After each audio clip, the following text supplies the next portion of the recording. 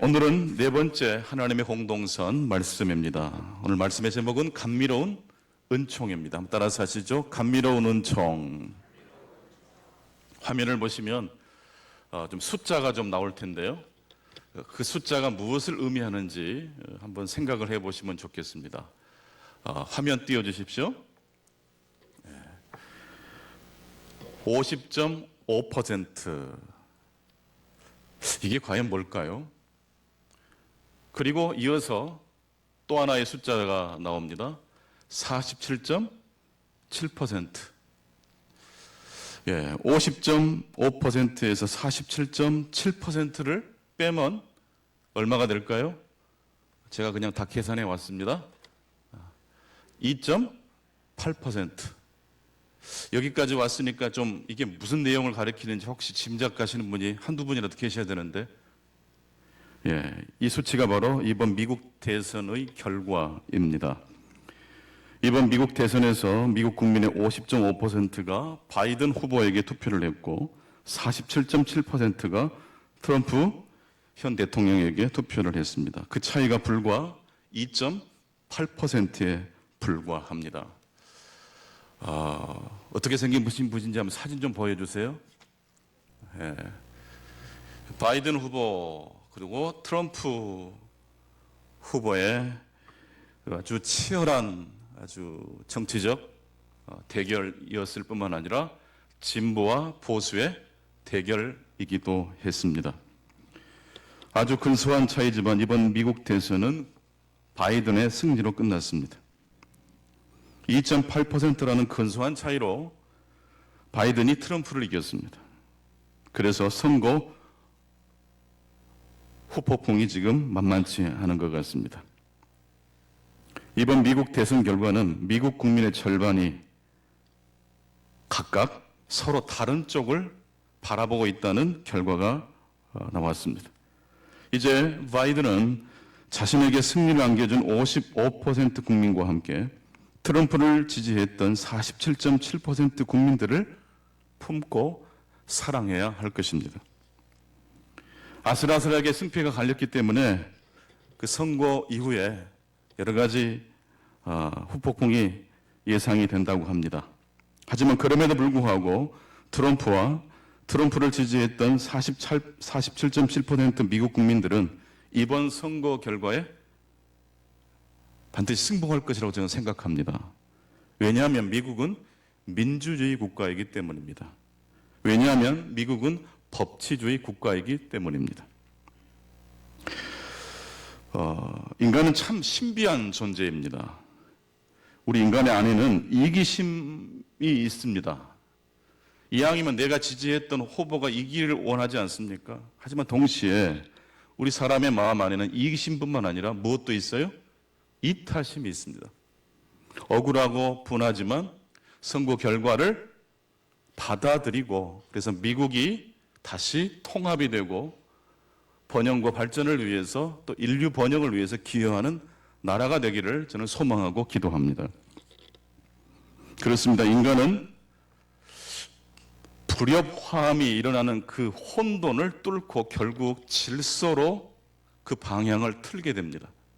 사람의 존재 안에 이기적 욕망만 있는 게 아니고 내 자신을 사랑하는 것만큼 내 이웃을 그 다음에 인류 공통 본질을 사랑하는 마음이 있기 때문에 그렇습니다. 성경의 주제는 하나님의 공동선이라고 말씀드렸습니다. 피조물들이 지금도 절규하고 탄식하는 것은 바로 이 하나님의 공동선이 회복되기를 절규하고 탄식한다고 말씀을 드렸습니다. 어린아이가 배가 고파서 우는 것은 밥을 달라고 하는 것입니다. 그리고 운다는 것, 배가 고파서 운다는 것은 어딘가에 음식이 있다는 것을 의미합니다. 우리가 왜 힘들고 어려운 과정을 돌파해서 이기적인 욕망을 뛰어넘어 이타심으로 나아갑니까? 우리도 알지 못하는 사이에 하나님의 공동선이라는 큰 그림과 비전을 갈망하는 존재로 지음받았기 때문입니다. 성경은 우리 그리스도인들이 의인이라고 말하면서 동시에 죄인이라고 말합니다. 예수를 믿고 거듭난 존재지만 우리 역시 우리 안에는 이타적 마음만 있는 게 아니고 이기적 마음도 있습니다. 그래서 우리는 죄인이면서 의인이고 의인이면서 죄인인 것입니다. 그래서 하나님은 우리에게 율법이라는 선물을 허락해 주셨습니다. 하나님의 공동선이라는 그 방향을 잘 찾아갈 수 있도록 하나님 우리에게 주신 게 바로 율법이라는 선물입니다. 율법이라는 이 단어의 원뜻은 방향을 가리킵니다. 신적인 방향, 이게 율법의 원래의 의미입니다.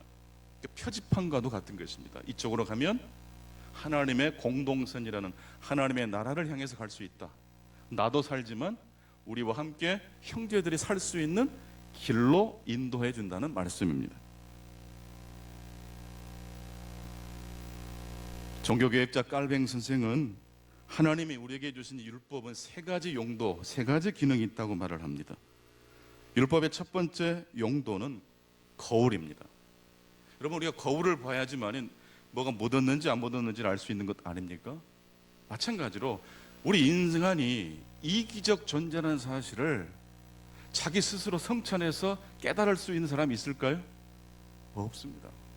하나님의 말씀이라는 거울을 통해서 우리의 연약한 부분이, 우리의 그늘질 부분을 우리가 들여다볼 수가 있습니다. 두 번째 율법의 용도는 회초리 기능이 있습니다. 우리가 이기적 욕망으로 치달으려고 할 때 이 율법이 억제해주는 기능을 합니다. 성경을 읽어보면 하나님의 뜻대로 오늘 신약의 본문에도 성령을 위하여 심는 자는 성령의 열매를 거두게 될 것이고 자기 육체, 이기적 욕망을 위해 심는 자는 그와 같은 삶을 사는 자에게 주어지는 열매를 맺게 된다고 말씀하셨습니다. 죽어서 맺는 열매가 아니고 이 열매는 우리가 이 땅에 사는 동안에 맛보게 되는 열매입니다. 이걸 다른 말로 하면 하나님의 심판입니다. 이게 바로 율법의 두 번째 기능인 우리가 잘못된 길로 가지 않도록 하나님이 회초리와 같은 역할을 해주시도록 우리에게 주신 두 번째 율법의 기능이라고 말씀드릴 수 있습니다. 그리고 율법에는 마지막 세 번째로 정말 하나님의 그 나라와 의를 향해서 우리를 인도하고 안내해주는 세 번째 용도가 있습니다. 잘못하면 큰일 나, 잘못하면 하나님의 벌을 받는데 이런 정도의 기능이 아니라 그런 부정적 기능을 넘어서서 이러이러한 방향으로 살아가고 순종하면 하나님의 복을 받는데 하나님의 나라와 의를 향해서 우리들이 나아갈 수 있는 거래. 율법의 세 번째 기능은 바로 하나님의 나라로, 하나님의 공동선으로 우리를 인도하는 기능이 있습니다.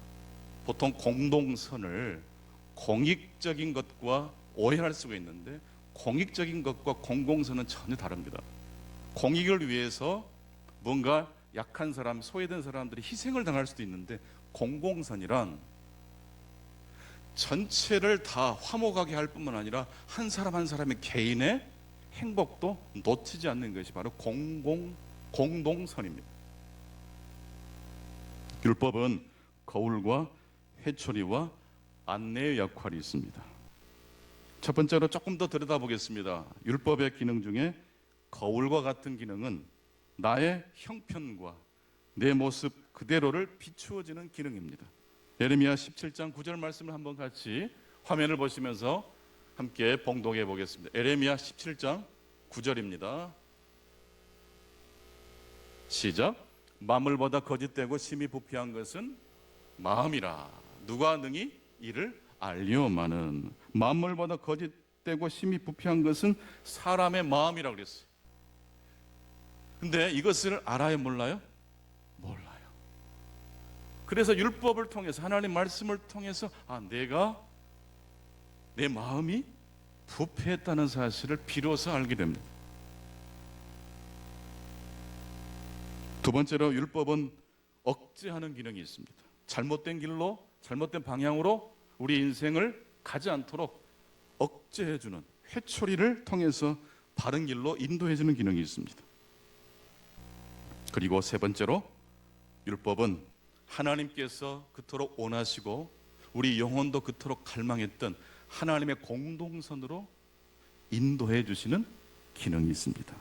그것을 오늘 구약의 본문 에레미야 31장 33절은 이렇게 말합니다. 율법의 세 번째 기능 같이 보십니다. 시작. 그러나 그날 후에 내가 이스라엘 집과 맺을 언약은 이러하니 곧 내가 나의 법을 그들의 속에 두며 그들의 마음에 기록하여 나는 그들의 하나님이 되고 그들은 나의 백성이 될 것이라 여호와의 말씀이니라. 여호와의 율법이 원래 십계명 그 두 돌판에 기록이 되었고 양피지 종이에 이제 옮겨 적어지지 않습니까? 그랬던 그 하나님의 언약 율법의 말씀이 결국 이스라엘 백성들의 역사를 보면 그 언약 관계가 유지되었나요? 깨뜨려졌나요? 네. 이스라엘 백성들이 불순종함으로 그 언약 관계가 깨뜨려졌어요. 그래서 하나님께서 이제는 새 언약을, 어떤 언약을요? 새 언약을 준비하셨어요. 새 언약이라는 것은 전혀 새롭다는 뜻입니다. 율법의 첫 번째, 두 번째 기능만으로는 이스라엘 백성들이 하나님의 나라를 향해서 전진할 수 없다는 것을 알게 된 구약의 스토리를 우리가 다 알고 있지 않습니까? 그래서 하나님께서 새 언약을, 그래서 이 새 언약을 달리 번역하면 신약입니다. 신약. 구약 안에 이미 신약 성경이 있는 겁니다. 새 언약을 준비하셨어요. 이번에는 돌판에 종이에 기록하지 않고 어디에 기록합니까? 이 하나님의 율법을 우리 마음에 기록하셔요. 우리 속에 기록하셔요. 이 말씀 뭐냐면 이제 누군가 시켜서 누군가의 눈치를 보고 하나님의 말씀을 순종하는 게 아니고 자발적으로 내 마음에서 우러나서 하나님의 말씀을 순종하게 된다는 이야기입니다. 연애를 억지로 하는 사람 보셨어요? 여러분, 사랑하는 사람들끼리는요, 아무리 서로가 숨기려고 해도 티가 나든가요, 안 나든가요? 티가 나요. 여러분, 마음이 움직인 사람들의 만남은요, 티가 날 수밖에 없어요. 율법의 세 번째 기능인 새 언약으로 하나님께서 우리의 삶을 인도하실 때에 그것을 통해서 거듭난 신자는요, 인생의 삶의 방향이 하나님의 나라로 가는 것이 즐거울까요? 내 욕심과 이기적인 욕망을 채우려 할 때 행복할까요? 네, 우리가 어쩔 수 없이 미끄러질 때도 있지만 사실 언제 우리가 가장 행복하던가요? 하나님 말씀에 순종했을 때 아닙니까? 이웃을 내 몸처럼 사랑했을 때, 어렵고 힘든 사람들을 구제했을 때, 누군가를 위해서 내가 마음을 쏟고 기도했을 때, 그때 여러분 행복하지 않으십니까? 왜냐하면 바로 그것에 하나님의 공동선, 하나님의 나라가 있기 때문입니다. 아담과 하와가 타락하기 전에 하나님께서 바로 그 율법을 선물로 주셨습니다. 아담과 하와가 타락하기 전에 하나님으로부터 받았던 율법은 족쇄가 아니라 하나님과의 관계를 돈독하게 해주는 선물과도 같은 기능이었어요. 여러분, 두 친구가 만나서 테니스를 칩니다. 또 골프를 칩니다. 탁구를 칩니다. 당구를 칩니다. 이것은 선수들끼리 시합이 아니기 때문에 우정을 돈독해 하기 위한 게임에 불과합니다. 그런데 이 서로 친한 친구들끼리 만나서 게임을 할 때 중요한 것을 먼저 전제해야 합니다. 그것은 두 사람 다 무엇을 인정하고 받아들여야 된다는 것입니까? 게임의 규칙을 존중하고 지켜야 합니다. 내가 심판이 돼가지고 이것은 아니야, 이것은 파울이야, 이것은 내가 볼 때 아니야, 점수 이거 안 나야 돼, 이렇게 해버리면 그 게임은 망가져버리고 맙니다. 아무리 친한 친구 사이일지라도 탁구를 칠 때 그 게임의 룰을 잘 존중하고 지킬 때 그 우정이 돈독해질 수 있는 것이죠. 게임을 하는 만큼, 그 시간을 보낸 만큼 그 관계가 친밀해집니다. 그런데 여러분, 게임의 규칙을 지키는 것보다 더 중요한 전제가 있습니다. 두 사람이 만나서 테니스를 치는 목적은 테니스의 규칙을 지키기 위함일까요? 테니스를 통해서 그 친구와 오랜만에 우정을 풍성하게, 그 관계를 더 돈독해 하기 위함일까요? 후자죠. 저희 그 친구들 동기 모임에서 가끔씩 촉구를 하거든요. 두 팀으로 나눠서. 뭐 이긴 팀이 있고 진 팀이 있을 수밖에 없는데, 뭐 금메달도 없고 은메달도 없어요.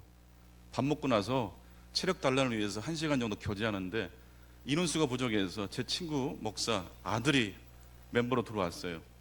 근데 경기가 과열되니까요, 이기고 싶은 마음이 막 올라와요. 보니까 항상 제가 운동을 잘 못해서 제가 구멍인데 그날따라 하나님이 컨디션을 회복시켜 주셔가지고 그냥 잘 들어가요. 그러다 보니까 그 반대편에 진영에 있던 제 친구가 얼굴이 막 안 좋아져요. 그리고는 아들이 실수를 했는데, 같은 편에 들어온 아들이 실수를 했는데 순간 아버지가 아닌 줄 알았어요. 얼마나 그 아들을 화내든지. 그래서 제가 씩 웃으면서 야, 아들 잡겄다. 그냥 침묵을 위해서 하는 경기인데도 이게 게임이라는 것이 그래요. 몰두를 하다 보면 이기고 싶은 거예요. 승부욕이 막 올라오는 것이죠. 그래서 게임의 규칙이 분명히 중요한 것이고, 두 번째는 게임의 규칙보다 더 중요한 게 뭐죠? 왜 이것을 하려고 하는지 목적을 알고 있어야 돼요. 무엇보다도 게임과 서커스를 구분할 수 있어야 됩니다. 공을 치는 족족 다 상대방 구석으로 들어가서 한 점도 내주지 않고 다 이겼다고 해보십시오. 볼링을 쳤는데 칠 때마다 다 스트라이크 되고 만점을 계속 칠 때마다 낸다면, 여러분, 그게 한두 번은 박수칠 일이지만요, 그 사람이 뜰 때마다 그 가게 주인께서는 어떤 마음이 드시겠어요? 아이고, 오늘 저 사람 때문에 또 팔이 날리겠네. 한 번도 실수를 하고 계속 스트라이크를 쳐보세요. 그것은 게임이 아니라 뭐가 되죠? 서커스가 되고 맙니다. 왜 우리들이 게임을 합니까? 인간은 공을 집어넣으려고 하는데 이게 잘 안 들어가기 때문에 그때부터 재미있는 거예요. 인간은 한계를 가진 존재라는 것을 게임을 통해서 경험할 수 있기 때문에 게임이 재밌는 거죠. 여러분, 주무실 때 양복 정장을 입고 주무시는 분 계십니까? 다 잠옷으로, 편안한 옷으로 갈아입잖아요. 이게 게임의 규칙이에요. 하나님께서 밤에는 자라. 아무리 무거운 짐 있고 고난이 있고 역경이 있어도 자려는 시간에는 다 내려놓고 자거라. 너가 잘 동안은 내가 너를 위해서 기도하고 하나님의 섭리의 관점에서 방향을 조금씩 내가 틀어줄 것이다. 염려하지 말고 나는 자지 않을 테니까 너는 푹 자라. 이게 하나님의 말씀의 원리 아닙니까? 그렇게 되실 수 있기를 축원합니다. 에덴 동산에 아담과 하와에게 하나님께서 주신 선악을 알게 하는 열매를 먹지 말라고 하는 이 규칙은 네가 네 마음대로 이 에덴 동산을 정하지 말아라라는 의미예요. 네가 만약 규칙을 어기면 네 아내 하와도 어기게 될 것이고, 그러면 에덴 생활은 엉클어지고 말 것이다. 여러분, 아담과 하와가 하나님이 주신 규칙을 지켰을 때 답답했을까요? 오히려 행복했을까요? 그건 행복이었어요. 우리는 이기적인 욕망이 여전히 있고 동시에 이타적인 마음이 있습니다. 그래서 우리에게는 무엇이 필요합니까? 율법이 필요합니다.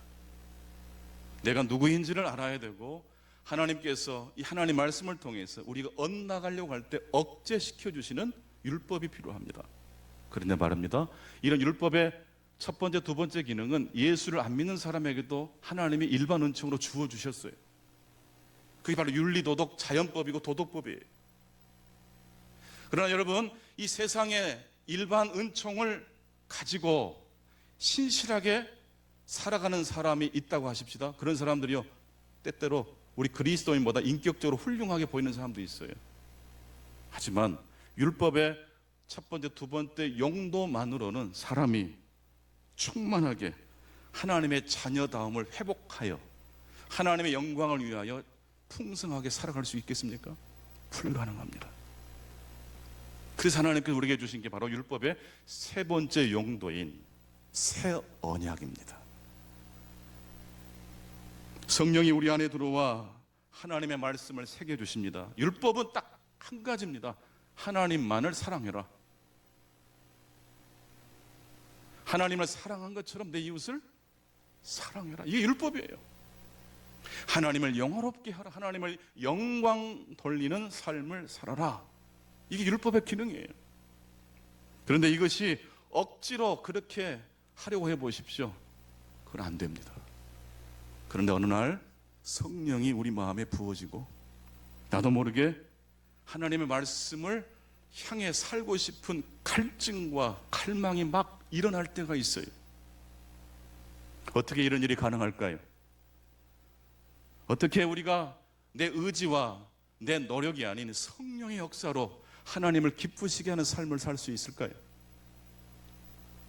사람이 언제 새로운 존재로 이기적 욕망이 아닌 하나님의 나라를 향해서 살고 싶은 존재로 변화되는지 아십니까? 여러분, 벌칙금을 받고 난 다음에 인정이 되시든가요? 막 화가 나시든가요? 왜 나만 잡아 그러지 않아요? 내가 누구인지를 성경을 통해서 내가 이렇게 더럽고 추악한 존재라는 사실을 알게 됐지만 그 알게 된 깨달음이 우리를 변화시킵니까? 감추고 싶고 누군가 알까봐 두려운 생각이 더 엄습하지 않습니까? 율법의 첫 번째, 두 번째 기능만으로는 새로운 존재가 될 수 없습니다. 그래서 성경을 보면 어떤 사람이 변화되는지를 우리가 추적해 봐야 합니다. 돌아온 탕자가 집으로 돌아왔을 때 아버지가 너 왜 그렇게 아버지 말 안 듣고 밖에 나가고 허랑방탕했냐라고 율법의 제1기능과 2기능으로 책임을 물으셨던가요? 아니면 그 더러운 옷을 벗기고 새로운 옷으로 갈아입혀 주셨던가요? 거룩한 교환의 순간이에요. 아무것도 묻지 않아요.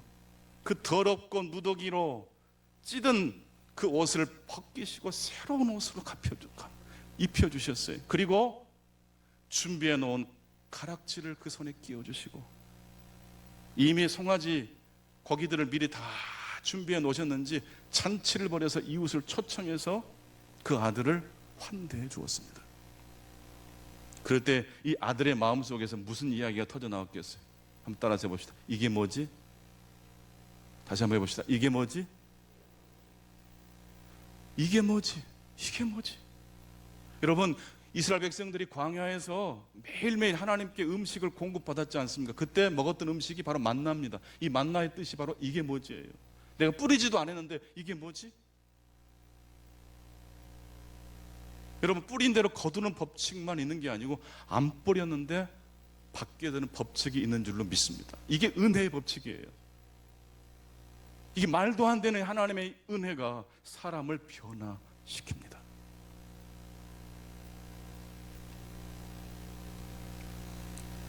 예수님을 만나러 온 삭개오에게 예수님은 회개하고 너의 재산을 지금까지 괴롭혔던 사람들에게 변상해 주라고 말하지 않으셨습니다. 내가 오늘 밤 너희 집에 유하러 가겠다. 거룩한 교환이에요.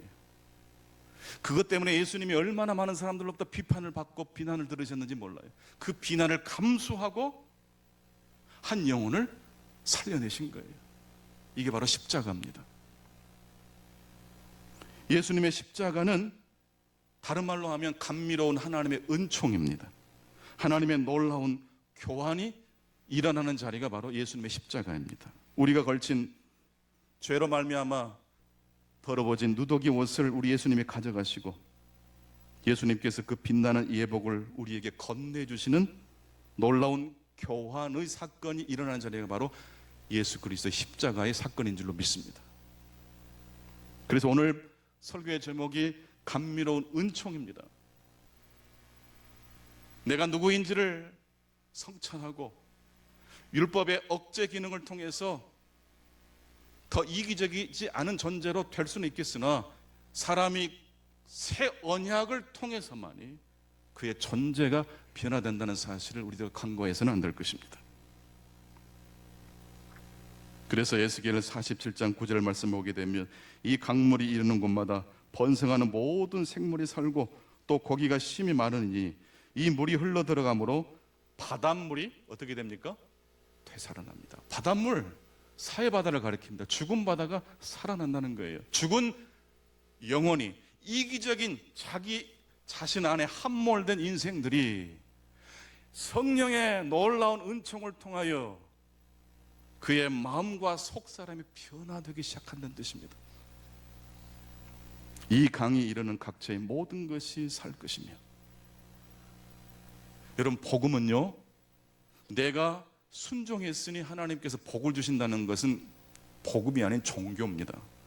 복음이란 하나님이 나를 위해서 독생자 예수 그리스도를 보내시고 그분이 우리를 대신하여 십자가에 달려 죽으심으로 나의 죄의 누더기를 벗겨주시고 새로운 의의 옷을 입혀주신 것이 바로 복음입니다. 그래서 우리는 무율법주의자가 아니라 이제 하나님 말씀을 자발적으로 감격해서 지키고 싶은 존재로 변화된 줄로 믿습니다. 갈라디아서 6장 8절입니다. 자기의 육체를 위하여 심는 자는 육체로부터 썩어질 것을 거두지만 성령을 위하여 심는 자는 성령으로부터 영생을 거두게 될 것입니다. 여러분, 성령님을 사모하실 수 있기를 바랍니다. 너무 깊이 생각하지 마시고 때로는 하나님 말씀 읽고 듣고 찬송 부르고 기도하시기 바랍니다. 여러분의 힘으로 돌파해내는 것은 율법주의가 됩니다. 하나님의 성령의 도우심으로 여러분의 죄를 뛰어넘을 수 있게 하시는 성령의 역사를 향하여 여러분의 마음과 영혼을 활짝 여실 수 있기를 바랍니다. 그런데 말입니다, 이 하나님의 복음은 우리를 이렇게 변화시키는 것이면서 동시에 우리를 당혹하게 하는 것입니다. 왜냐하면 인간의 본성이 이 하나님의 복음을 거절하고 싶은 그러한 본성이 있기 때문에 그렇습니다. 여러분, 에레미야 17장 9절 말씀 아까 읽었는데 만물보다 심히 부패한 것이 사람의 마음이라고 그랬어요. 이게 그냥 읽고 쓱 지나가기에는 너무 과격한 말씀 아닙니까? 나 자신을 연약한 존재라고 생각하는 사람이 이 말씀을 맞아요 라고 하겠지만, 일계명 율법의 첫 번째, 두 번째 용도로 사회적으로도 아주 평판이 좋고 도덕적으로도 신실하게 사는 사람이 이런 구절과 말씀을 받는다면 굉장히 거부 반응을 일으키지 않겠습니까? 내가 이래봬도 이런 사람인데, 나는 저 사람과 비하면 훨씬 격이 높은 사람인데 하지 않겠습니까? 근데 예수님은, 하나님의 복음은 어떤 사람에게는 조금 더 강도가 강하게 복음을 적용하시거나 어떤 사람에게는 워낙 인격이 탁월하니까 순화된 복음으로 적용하신다는 말씀이 있습니까? 없습니까? 없어요. 누구든지 하나님 앞에서는 의로울 수 있는 자가 없다고 선포하고 있습니다. 어찌 보면 우리는 율법의 제1, 2 용도에만 만족하거나 거기에만 집착하려는 마음이 있습니다. 여러분, 여러분의 삶이 하나님이 이끄시는 대로 가실 수 있기를 바랍니다. 그러려면 율법의 세 번째 기능인 예수 그리스도 십자가를 통해서 우리 마음에 부어지시는 성령의 역사에 민감하실 수 있기를 바랍니다. 좋은 일이 있을 때는 휘파람 불지만요, 어떤 일이 약간 좀 이렇게 삐그덕삐그덕거리면 우리의 삶이 우울해지는 것 아닙니까? 사실은 뭐 금수저, 흙수저 이런 이야기 있지만 저는 개인적으로 볼 때 모든 사람이 다 흙수저라고 생각해요. 창세기 읽어보십시오. 흙으로 왔으니, 흙에서 왔으니 흙으로 돌아간다 그러잖아요. 다 흙수저예요. 그래서 여러분, 이렇게 가을이 늦가을이 되고 겨울이 다가오면 단풍도 좋지만 어떤 마음이 살짝 들어오던가요? 쓸쓸해요. 노래도 막 슬픈 노래가 많이 들어오고, 막 10월의 마지막 밤, 그리고 막 눈물이 나고 어쩔 때는요 막 센치멘탈해지고 그래요. 그리고 막 어떤 마음까지 드냐면 이 세상에서 사라져버리고 싶은 마음도 들기도 해요. 흙으로 돌아보고 싶은 생각이 들어요. 그런데요, 하나님은요 우리가 흙으로 돌아가야 될 존재라고 말씀하시면서 동시에 영원한 본향을 그리워하고 갈망하도록 창조해 주셨습니다. 하나님의 나라와 의를 갈망하실 때 진짜 금수저가 될 줄로 믿습니다. 우울증이 왔을 때, 낙심이 왔을 때, 절망이 왔을 때, 패배감이 왔을 때 조건 없이 오히려 나의 누더기를 벗겨주시고 의롭고 깨끗한 옷으로 우리의 삶을 다시 바꿔주신 예수 그리스도의 십자가의 보혈을 의지하실 수 있기를 축원합니다. 그럴 때 우리는 다시 밝아질 수 있고 희망을 가질 수 있고, 나도 모르게 우울한 생각이 아닌 하나님의 나라와 의를 향하여 일어서게 될 것이고, 하나님의 공동선을 향하여 한 걸음 한 걸음 도약하게 되는 멋지고 아름다운 인생으로 다시 출발하게 될 줄로 믿습니다. 기도하겠습니다. 주님 감사합니다. 가을이 왔고 또 추수의 계절이 왔지만 한편으로는 쓸쓸한 계절이기도 하고, 또 인생의 가을을 맞이하신 분들, 인생의 겨울을 지내고 계신 분들 역시 한편으로는 믿음을 가지고 소망을 가지고 살아가면서도 왠지 한편으로는 서러운 생각이 밀려올 때가 있습니다. 슬픈 노래를 들을 때 나도 모르게 눈물이 주르르 흐를 때도 있습니다.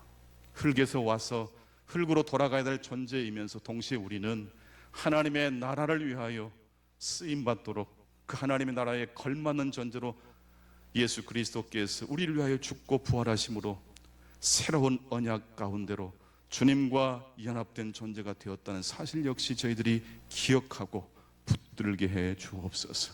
본능적으로 나도 모르게 내 입에서 내 삶에서 찬송이 터져나오게 도와주시옵시고, 말씀을 더 깊이 사모할 수 있는 하나님의 귀한 종들을 다 되도록 인도해 주옵소서. 예수 그리스도 이름으로 기도하옵나이다.